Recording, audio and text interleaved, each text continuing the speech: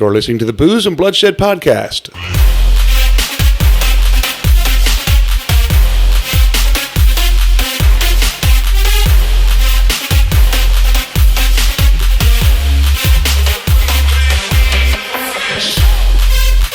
Booze and Bloodshed Podcast. Welcome back to another episode of the Booze and Bloodshed Podcast. I'm Leah. I'm Brandon. We're so happy that y'all have chose to join us this morning, afternoon, or evening, wherever you may be listening from. As always, we're here to dish and discuss all things boozy and bloody. True crime and horror movies will be our focus every week, along with an alcoholic beverage that we think will pair well with the subject of each episode. The topic of today's discussion is going to be, what is it again? The serial killer Arthur Shawcross, also known as Genesee River killer, and Sofia Coppola, or is it Francis Ford Coppola wine, and it's called Sofia Rosé, whatever. It's Francis Coppola wine, Sofia Rosé, 2019. So we've had this for a few years. Have we had this for a few years? We've had this a while. It's been sitting in the fridge for a while. For quite a while. Probably since at least last October. So we had this for last October. I guess you got this for a podcast. Yeah, I did. What podcast were we supposed to do this for? I don't know, but you were always like, no. I was not like that. You'd always go, let's see if we have something else. I guess that time we were really into beer, so everything was beer at that point. Yes. I don't like rosés. I'm going to tell you right off the bat. I'm not a... off the hand bat. Shh. Stop. Right off the bat. I almost said right off the handle. I'm not a rosé fan. I have no idea what this is going to taste like, so... I've only had like a couple of rosés, and I didn't really have an opinion on them, so... Well, we're going to get into this and see what we think about this. So, do you want the pleasure of pulling the cork, or do you want me to? Oh, I'll definitely let you do that. I would probably break it off in there. I'm going to break it off. I'm going to put the mic down towards the bottle, and let's see. That cork's pretty far down in there. That's what she said. Okay, here we go. Oh. Ooh, very ASMR. Oh, it wasn't that loud at all. You can barely even hear it. All right, so... That's what it sounded like. Sound like what? That was such a big pop. All right, where's your glass? Oh. You want to put yours in this beautiful glass from somewhere? From somewhere. Oh, we should be putting it... I'll need to do it in the mic here. And how much do you want, anyway? I guess like a normal amount. Whatever that is.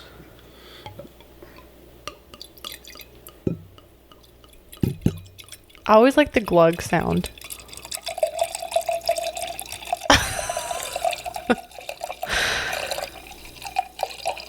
Oh, I think that's good. Oh, okay. That was like Ogre from Revenge of the Nerds. It just kept going. You were about to pour it clear up to the rim. I want to pour mine in a little whiskey glass.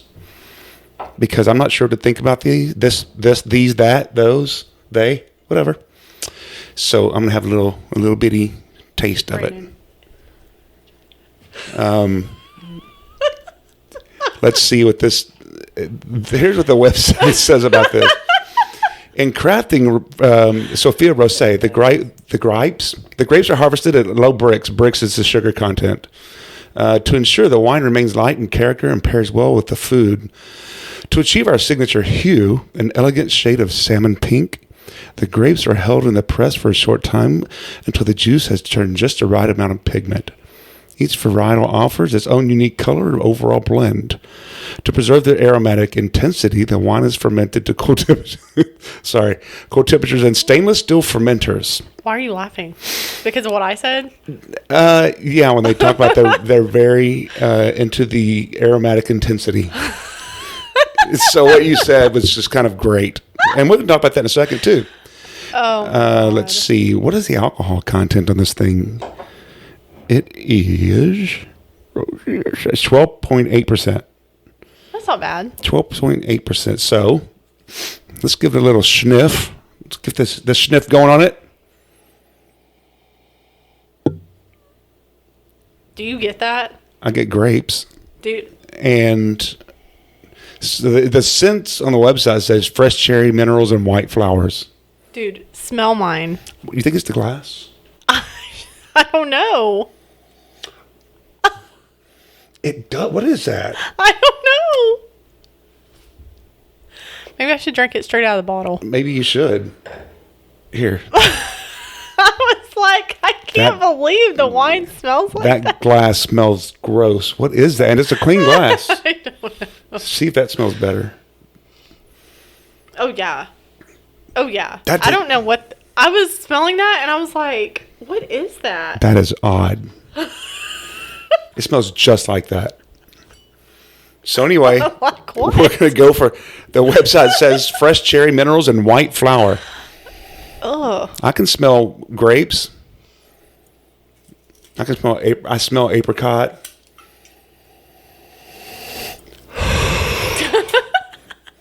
I mean, I guess I could smell fresh cherry, but if they wouldn't have said anything about the fresh cherry part, then I wouldn't smell fresh cherry. And I don't smell white flowers.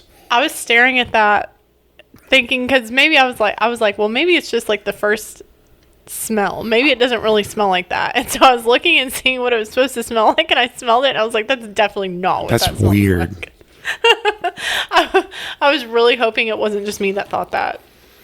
So the fresh cherry minerals and white flowers for the aroma. I mean, again, I can get it now that I read that, but if I wouldn't have read that, I wouldn't have smelled it. Let's go straight to the taste. Here we go. Leah, I wish I could take a picture of you drinking out of the bottle. It's classy. I heard you gulp. Okay, here I go. Ooh, I like it. It's very sweet. But it's good. Brandon hates it.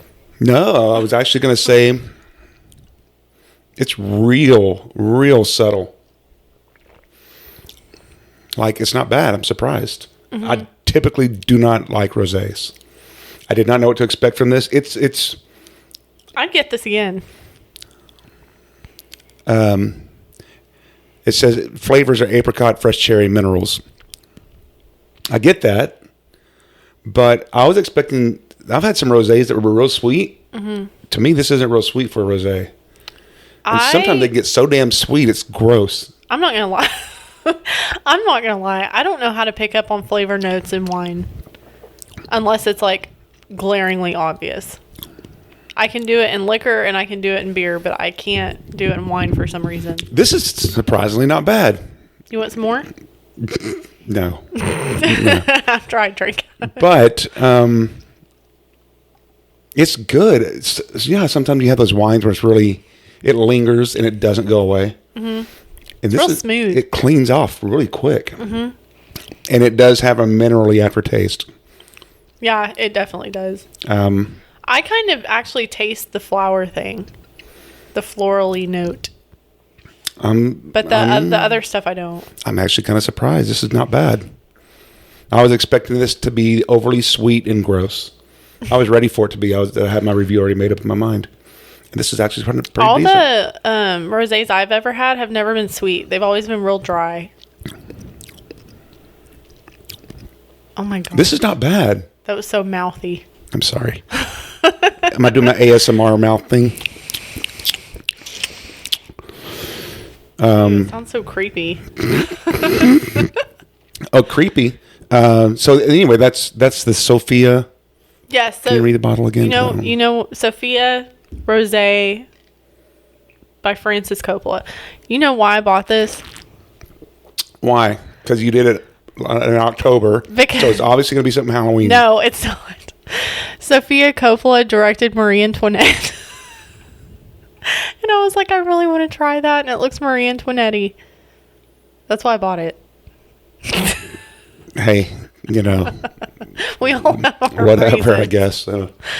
I know, you hate that movie too. And it's just extremely boring. It's not boring. Is that the one I fell asleep in the theater? No. Oh. What's the one I fell asleep in? Oh my God, no. That's that Mary Queen of Scots. Yeah, well, that one's boring too. Where we were both overserved like crazy and then went into the movie. At least we had time. Not bad. I'm pleasantly surprised. So if you have a chance to go to the store, I don't know, do you remember where you got this? Was it at You can get Specs? this anywhere. Like, I think I may have gotten it at Kroger. Okay. Sofia Rosé from Kroger. no, who's a vineyard? I think it's Francis Coppola because he has a brand, but Sofia also has a brand of wine. So I don't know. So it's the Coppola family, right? Yes. Okay. And so it's in a clear bottle and it's pink, obviously. If you like a wine that is not heavy and it's real smooth, this is not too bad. We'll post a photo of the bottle. I'd drink this when it's like springtime outside. Yeah. Too damn hot right now for anything but water, it seems like. Is it? And ranch waters, that's fine too. And margaritas. And margaritas and anything tequila. All right, so go get yourself some of that stuff. And then, so we're going to talk today about... Ooh, I just got the cherry thing. All right, I'm going to taste this again. Hold on. Take a big gulp. And you get the cherry thing. Ooh, that's weird. Dude, you're going to have that whole bottle gone. No, I won't. Sweet. I'll take a little bit more before it's gone. There's no backwash, I promise. I don't mean, Yeah, it doesn't matter. Come on now. All right, so. That was a very long pause. Yeah, so we're going to talk now about Arthur Shawcross, the Genesee River Killer. And you picked out the topic this time. Isn't that interesting? It is. It's weird. Yeah. As a matter of fact, we were going to do it over like Saving Private Ryan or something because, that's not really true crime or horror. No, but I think sometimes it's okay to deviate as long as it has something to do with blood. Oh, bloody. As long as there's killing. Yeah. Then it's okay. Like we need to do Jaws. Yeah. So anything that's got... Oh my God, that's what we should have done this time. It's the 4th of July. Do we need to stop it and start all over again? No. I guess it is 4th of July. That's when that whole thing happened, right? We can do it next time. Next year? No. Next 4th of July? Next time. Oh, next. Okay, so the next episode is going to be Jaws. Yes. Spoiler alert. Spoiler alert. All right, so. So what... You picked this guy because you, for some reason, without me... so uncharacteristically watched a documentary about him. So we were watching this. We watched the documentary about it because I saw it. I think I saw it on TV. That's so weird. And you were asleep, which is I know it's hard to understand that, but you were asleep, and it just for some reason it just kind of caught my attention, and I watched the whole thing. And like, this guy's fucking nuts and sick, but. It had something about Genesee Brewery in there. I saw a picture of it. That's what caught my attention. So I started watching the whole thing. I was like, all right, cool. So I was actually thinking Lee's going to be kind of surprised and proud of me for even knowing anything about this guy. Yes, I was. And so instead of watching, we were going to do John Wayne Gacy too.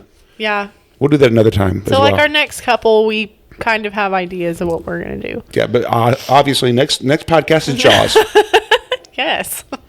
Why not? Yeah. I know, I'm so excited. Genesee River Killer, Arthur Shawcross.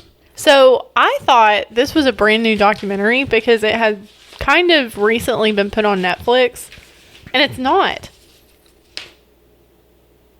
The documentary is not new.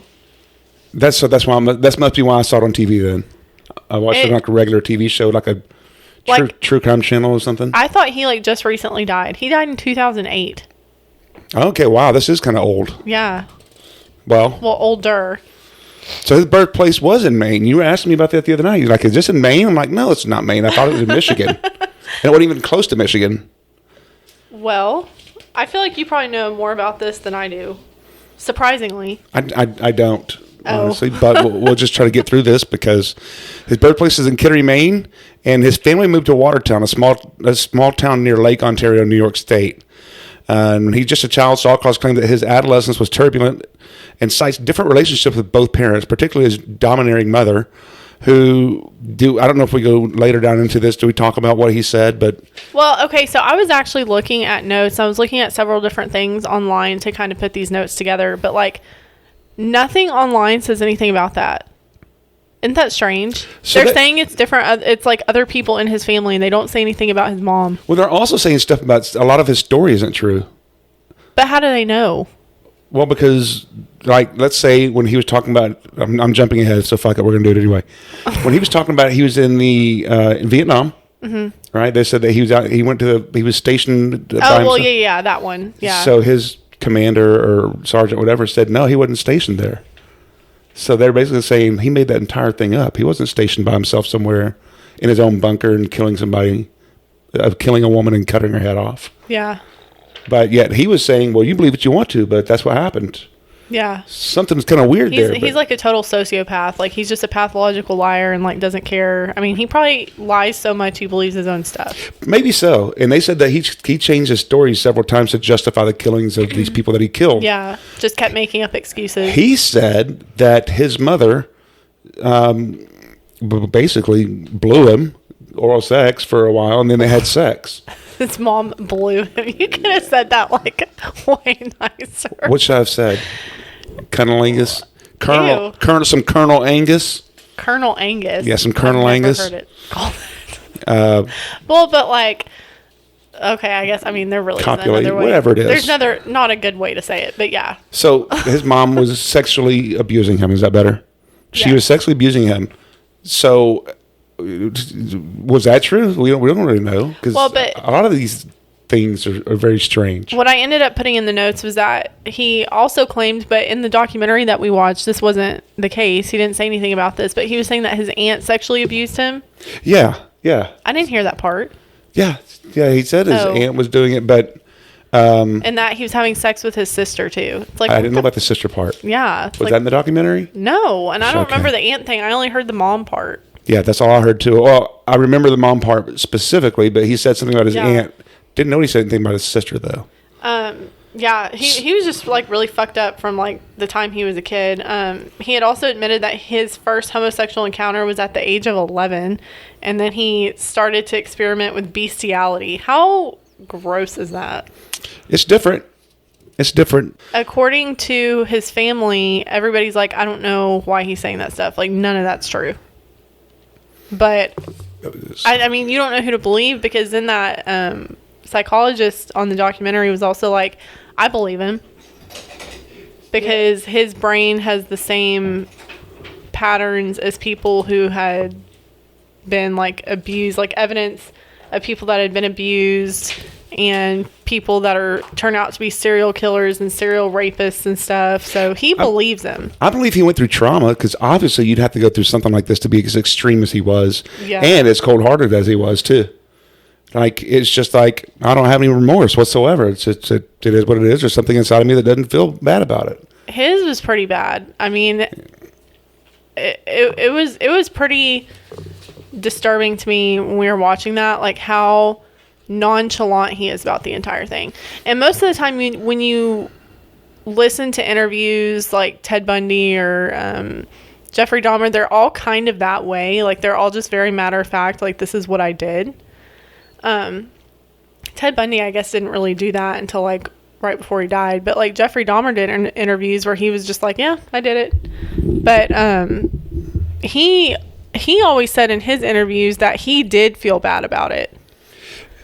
Like, he knew it was wrong, even though he did it. See, I think... But this guy was just like, I don't care.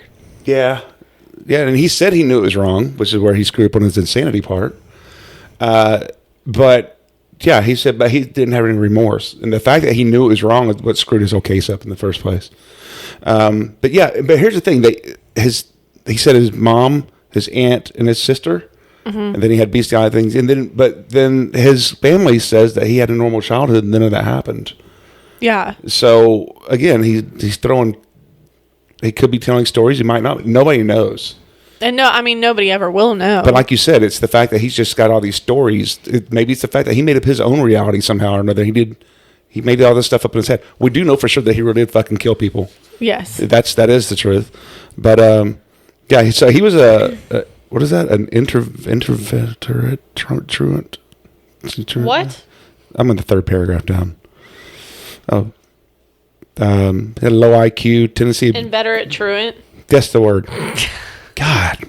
can't read. He had a low IQ, which, I mean, you can very much tell when you watch videos about him. He's a little on the odd side. You know what was bothering me so bad when we were watching that? Yes. He had that tick on his eye. Oh my God. He kept ticking nonstop. It was bad. Like, and I wonder if that's like something that was built up psychologically, like over time, like throughout the horrible shit he did. You know what I mean? Yeah. Like, people develop tics That's his way after they go through shit. Dealing with all the trauma that he went through. I'm pretty sure with killing and shit. And they don't even mention that. I was like, how do you sit there in front of somebody and see them do that just nonstop and not even address it? I think it's kind of like known as kind of common, like, oh shit, this guy's got some issues. This guy's fucking crazy. But low IQ. He was a tendency to bullying and violence. Came under suspicion of juvenile arson attacks, as well as burglary. And he dropped out of school for failing to pass the 9th grade. And then a few years were punctuated with violence and jail sentences. He received his first probationary sentence in December 1963 for smashing a shop window. So he was first married in 1964, and they had a son in 1965 in October, but another probationary charge on unlawful entry in 1965 proved his last straw for his marriage, and he had a divorce. So I like how they say the last straw, but then like I couldn't find anything about like problems they had. But it's like, oh, that was it. Yeah, that was the last straw. What was the first one? He then had his second marriage following drafting into the Army in April 1967. It was also tainted by violence and equally short-lived. He served as a tour of duty in Vietnam War in October 1967 and later claimed that he murdered and cannibalized 2 young Vietnamese girls and several children were there. There's no collaboration. I can't talk. Corroboration for his story. Yeah. But you know how he was saying... He claimed to kill 39 people. You know how he was saying that they were like... When he came back and he told like whoever was in charge of, I guess, his unit or whatever he was in... that he had done that, and they were like, oh, good job, like, we're so proud of you, or whatever. That's sick, but I fucking love you, or something like that. I fucking love it. And you know what? Like, I kind of believe, if that's true, I kind of believe that somebody would say that in the military. Well, especially in Vietnam, it's all about, like, trying to kill these people. Oh, Vietnam was just, like, absolutely brutal. Well, like, and I think I'm sure it's that way in any war. Yeah, but I think Vietnam was, like, a particularly bad one, because I know so many people that were in Vietnam, and they all have stories like that. They all have, yeah, rape and killing. Oh yeah, and like seeing it or hearing about it, or they just have like really bad PTSD or like really bad health problems. I know so many people that, I mean, this is kind of irrelevant, but I know so many people that have actually lost their teeth and have like multiple health problems because they got sprayed all over with that Agent Orange. Well, we were at a beer bar a couple of months ago. Remember we ran into that guy and he said he was a ranked sergeant or commander. I don't know the ranking system. Mm-hmm. And he said, he started talking to us about some stuff, and he kept saying, I just hope the good Lord forgives me for some of the things that I had to do. But I don't think he was in Vietnam, was he? No, but and I'm just talking about war in general, but he's like talking about kids being vaporized. And I don't know how people honestly come back from that normal. So I don't. This guy has had multiple things aligned where before he even got to Vietnam, he had just fucked up. So yes, and then he, I don't know whether to believe that phrase. Like, it's kind of like the hero thing. Are they born or are they made? And it's like, yeah, I don't know. I think it's kind of like a combination in the right alignment of multiple different things, and it's like one day it just like ignites. Yeah. Well, he said he killed 39 people. But when they investigated later, they found that it was a fabrication, and they claimed that he killed nobody on his tour of duty. Because there's a lot of weird shit going on, like story stuff that he either made up or he just believes it himself. But I think there's just people like that just, I think they convince themselves, they've told it to so many people so many times that they start to actually believe what they're telling people, even though it's not true. Maybe so. Yeah. Yeah. I mean, we know some people like that. Yeah, we do. We do. Very specifically, singular number. Yeah. But on his return from military duty in 1968, he landed in trouble yet again when he was caught and convicted for arson attacks. This guy has something with arson that he really likes. So he served 2 5-year jail term. He was released in October 1971 and returned to Watertown again. A year later, on April 7th, 1972, he claimed his first victim, a 10-year-old neighbor, Jack Blake. I wanted to say Jack Black so bad. Jack Blake. Shawcross took confession just a few days before he disappeared, but denied any knowledge of the disappearance. And several weeks later, on April 22nd, 1972, he married his third wife, Penny Sherbino, who was pregnant with his child.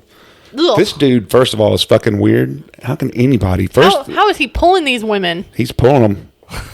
You know what I'm saying? Is that what you were about to say? He's a charmer. Is that what you were about to say? Yeah, because this dude's weird. Well, it's kind of like John Wayne Gacy. It's like, you're such a freaking weirdo. But was he married? Yes.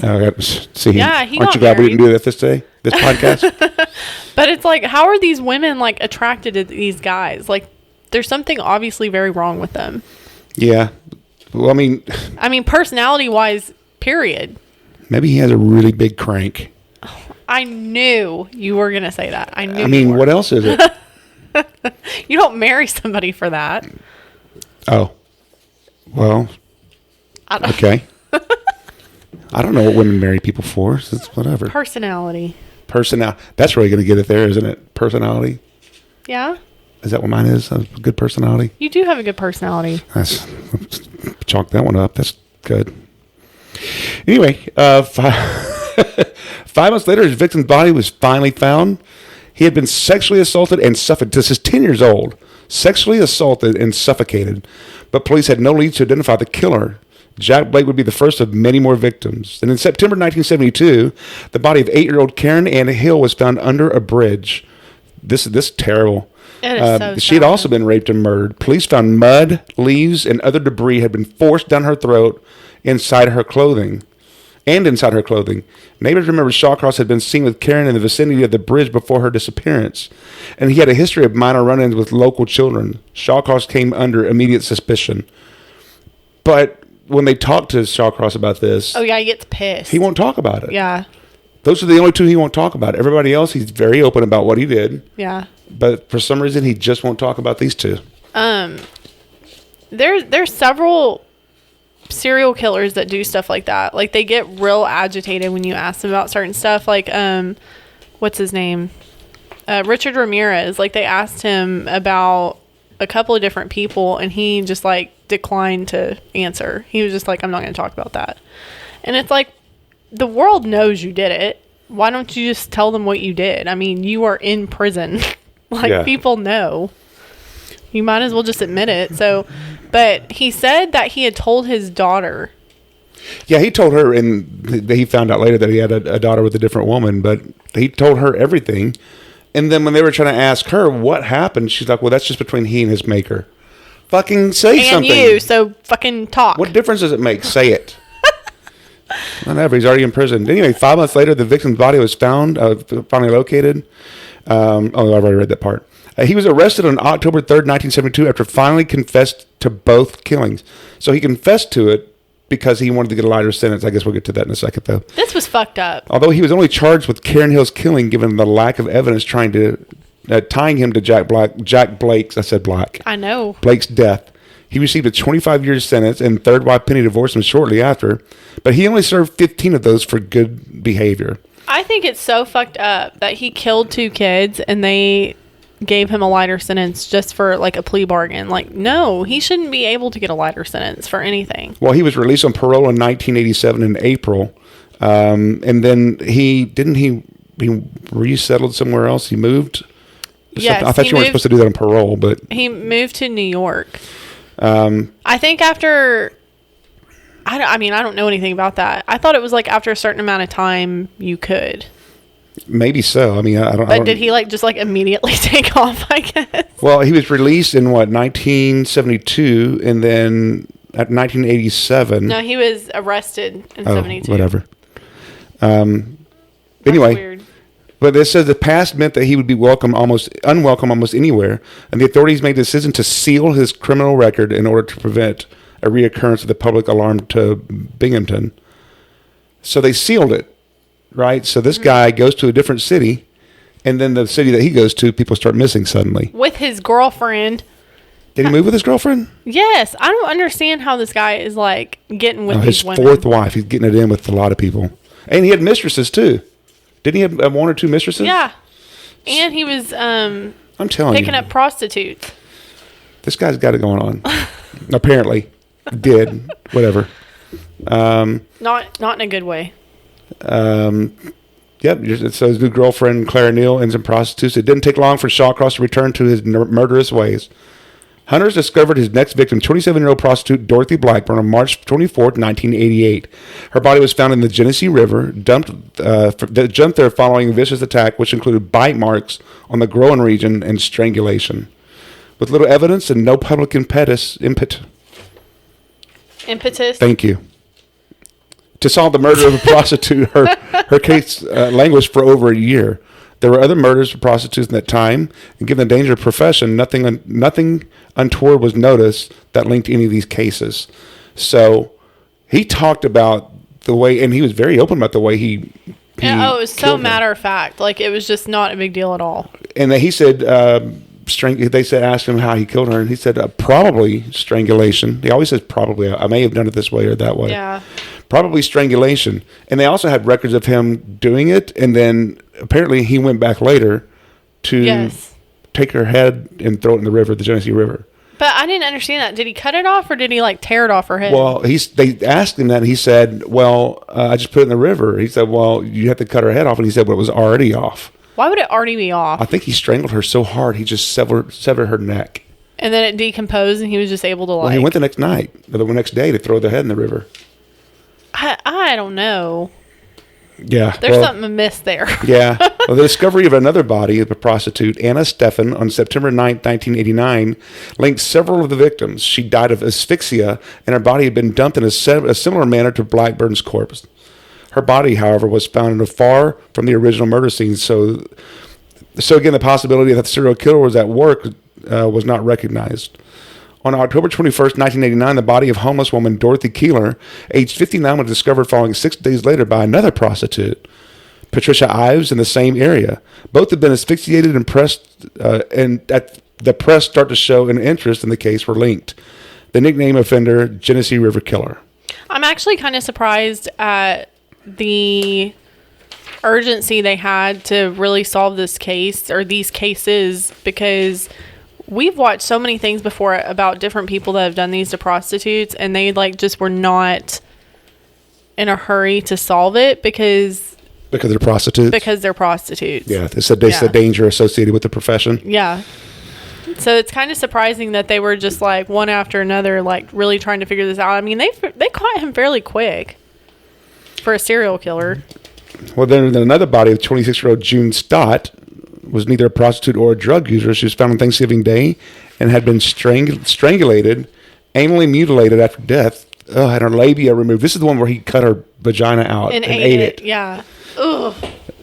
So. And this is so. And you look at me going, what part of the vagina do you think she cut out and ate? I'm like, I don't know. Well, I was wondering, like, do you think it's like the entire like bone and everything, or he just like took out the inside? I think he just like cut a circle around it and just ate it. Ugh. Labia removed. How could you do that? And was gutted from throat to crotch like a wild animal. And they asked him, what does that taste like? And he said, like, you ever had a steak with some fat on the end of it? Yeah. How fucking disgusting is that? So he ate, yeah. Yeah, and then he like gut her like a deer that he killed. I thought that was...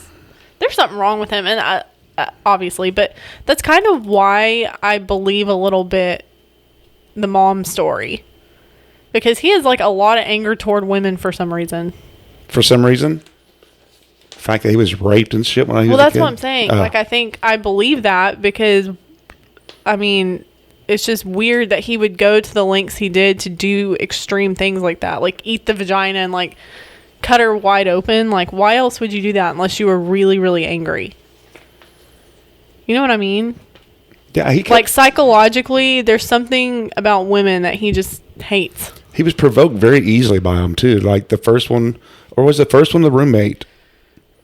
The first one was, I think she was a roommate, and he had like started paying her to clean. That was Dorothy. Yeah, and to she clean stole their from house. him. Yeah, and so that was justification to kill her. They said, is that justification to kill her? He's like, well, to me it is. So, and it's just it's scary because he's so blank about everything. It's just very... Yeah, it's just very straightforward. Yes, like there's no kind of emotion. Like he just has those eyes that are just like a blank stare. And the ticks kept going. The twitch blink. Well, at that point, the police had to get FBI involved. They divided the 11 unresolved prostitute murders in subgroups. So, 11 prostitutes were murdered at this time. But they developed a profile for a male in his 20s or 30s who was strong, probably with a previous criminal record, which obviously we know that he did have a criminal record, but they didn't know that. Yeah. So they didn't link these two together at that point. So the lack of sexual interference indicated it might be someone with sexual dysfunction. The post-mortem injury inflicted on June Stott and not on other victims indicated the killer was becoming more comfortable around corpses, probably returning to the crime scene later to relive the attack. So he's probably going back and anally mutilating a body that's been there for a few days, decomposed. Yeah. The discovery of body of Elizabeth Gibson on November 27th brought a breakthrough. Suspect Mitch had been seen with her shortly before her disappearance, but they seemed no closer to establishing his identity. Police tried various tactics, including canvassing all the local bars to no avail. Is this when they... Okay, so... This is the part where he was talking about... He had talked to that cop. Yeah, they had like... what do they call those? Decoys? Yeah. They had them all up and down the street. Like an undercover sting. Yeah, and he was dressed nicely and had nice shoes on, so they assumed that he was part of the whole operation for the FBI. And the police started telling him where different decoys were. There they are, they're here, they're there. Yeah, and that's when we talked about last night how that was very like Edmund Kemper-y, because he did the same thing. Like he went into a bar when he was doing all those murders, and they couldn't figure out who was committing those crimes, and he went to this bar where all these cops hung out, and he just sat there and talked to them about it. And they would tell him everything. Yeah, and he would go like to breakfast at the diner or whatever it was, and he would be listening to all their conversations and hearing how the investigation was going. It's just very ballsy. Yeah. I mean, you say one wrong thing or look suspicious, and they're probably all over you. And the fact that you can just sit there and talk to them knowing that you did these things is just so... To me, it's almost like narcissistic. Well, yeah, probably got off on that. The fact that he told the police that he talked to his girlfriend about how she needs to be careful out there. Mm-hmm. Like he was loving it. Yeah. I would be absolutely terrified at that time if I was those women. After they found out that he had done all that, they were probably like, "What the fuck? I can't believe he didn't kill me." Yeah. Well, when a pair of discarded jeans was discovered into the river in December 1989. Containing an ID card for Felicia Stevens. Police began an aerial search for the surrounding area. And on January 2nd, 1990, a helicopter spotted what appeared to be a naked female body lying on the ice surface of the river by a bridge in the forest. The body was not Felicia Stevens, but that missing prostitute, June Cicero. She had also been mutilated post-mortem and as well as sawn practically in half. I didn't hear that part. I didn't hear that part either. So he choked her one-handed. They said that while he was driving, and then she died after whatever. And they asked, "Well, how'd you get the body down there?" He said, "I opened the door and pushed her out." Oh yeah, like off the bridge, yeah. And it looked like it was like a really high bridge. Yep, and they saw the body laying in the river. They think he came back to try to move the body under the bridge, so they could hide her. And then that's when the helicopter decided to start following him. Mm-hmm. And that's a spotted man standing on the ground next to the van. He was standing next to the van peeing, apparently. And he saw the helicopter, and he scooted from the passenger seat back in the driver's seat and drove off. They said he appeared to be either masturbating or urinating. Ew. He's probably masturbating. So he was tossing it. Sick motherfucker. He was whacking and jacking and spanking and wanking.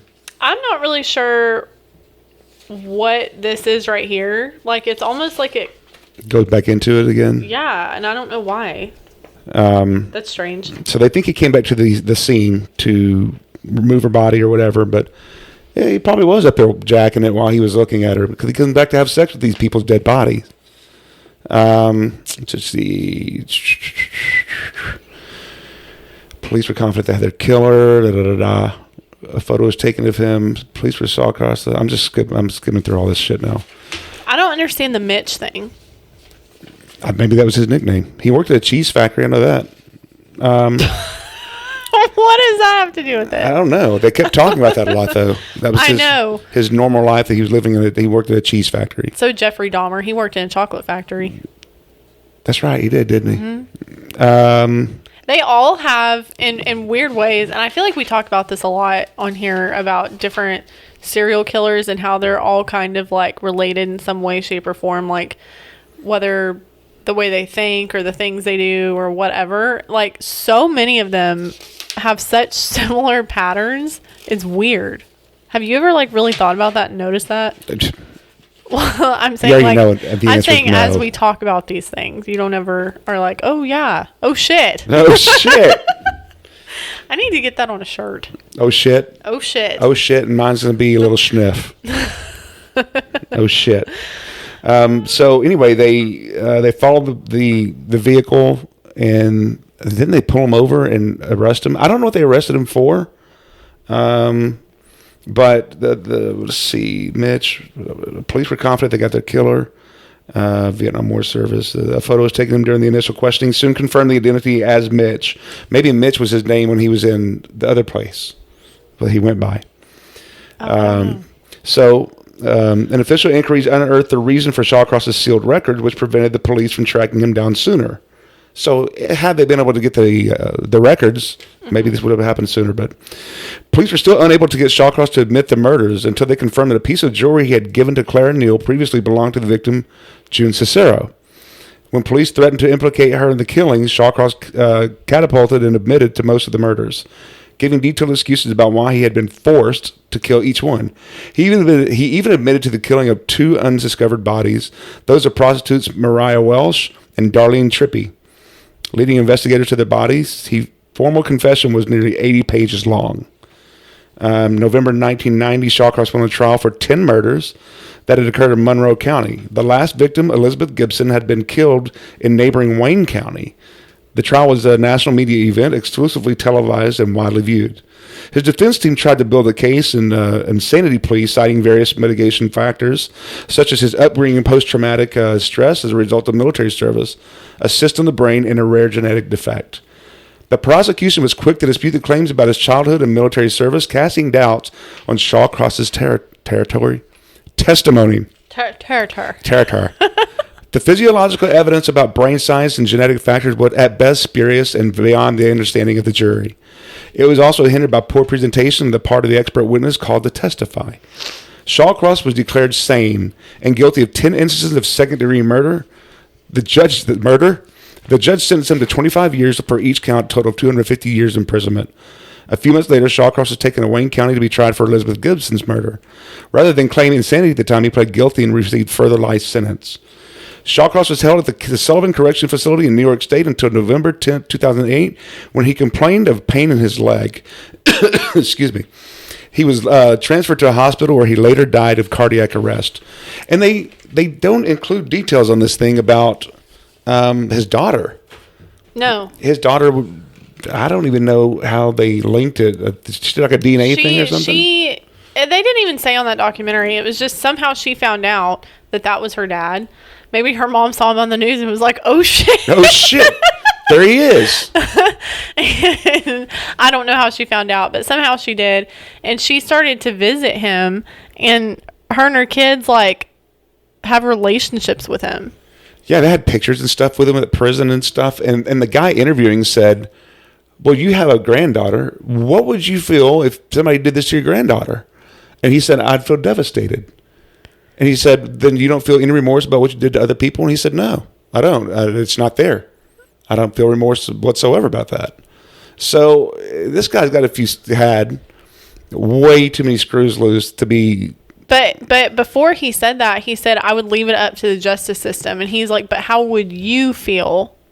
And then that's when he said that. He kept saying it's that. like, and throughout the interview, he kept saying stuff like, the guy would ask, the interviewer would be like, you want to talk about the kids? And he said, I'm not going to talk about the kids. I think if you ask me again, I'm going to get up and leave. I think because even with how disturbed of a person he is, I think he even knows that was especially fucked. Like, you do not do that to kids. That's just like a reprehensible thing. Maybe that's what it was. But either way, he kept saying stuff like, well, leave it to the law to decide. The law to decide. Well, and he actually got up and left because he kept pressing him about that. Yep. Those 2 kids that he had killed. He said, I'm done. And he walked out. So, but I think he is probably one of the worst serial killers I've heard of. He's pretty sick. It's pretty messed up. Because it wasn't even just like what he did to kill them. It was like how he was disposing of them. Like, there was just no... It was just, I just don't give a single fuck about these people. Yeah. It's okay for me to do it to them, but, you know, if somebody does it to me, then it's up to the law. Yeah. Whatever.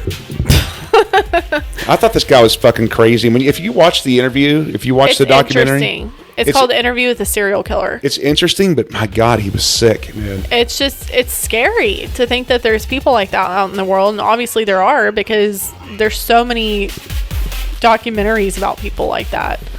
I mean, you could walk down the street and walk right by somebody that probably thinks that way. I knew you were going to say that. It's true. You say that all the time. I mean, not serial killer. Not necessarily that they're a serial killer, but like somebody that has the potential to be. I mean, you don't even know who you're walking next to. They could be a complete sociopath that's capable. Do you think there's a serial killer in here in this room where we're at? Leah, come on. I think there might be a serial killer in here. And they buried the bodies in the cornfield across the street. How many bodies do you think are in that cornfield? Oh my God. All the time. Okay. Oh my God, you drank almost that whole bottle. You had some of this too. Look how much I had. Okay, I had 2 of these. Okay. Are you feeling pretty good? No, I actually don't feel anything. Well, you usually never drink anything, so. What do you mean? Well, you don't usually drink that much of it. Yeah, you kind of took charge of this podcast. I was able to sit here and drink something this time. I typically get involved too. Well, no. I'm not saying that, but like, you're the leader of the conversation this time. It was nice. You're welcome. You're welcome. Okay. Well, I feel like you were excited about this one, kind of. You were excited that you were like, oh my God, you have to watch this documentary that I found. Yeah, and I just read notes. It's okay, though. It's okay. So it's a podcast nonetheless, and we're wrapping. So anyway, thank you guys for joining us. We hope you like it. If you have another subject or beverage that you think would be a good fit for another podcast, let us know. At boozeandbloodshed@gmail.com. You can also follow us on Instagram and Facebook at Booze and Bloodshed, and we are also on YouTube at Booze and Bloodshed. Yeah, if you go to a search engine and type in Booze and Bloodshed, it pretty much comes up everywhere. Yes. So those are the places to find us. All those places. Yeah. So next time we are likely going to be doing Jaws. We know we're going to be doing Jaws. So I'm very excited about that. I know Brandon's excited. I'm pumped. Well, anyway, I'm Leah. I'm Brandon. We'll see you next time. Peace.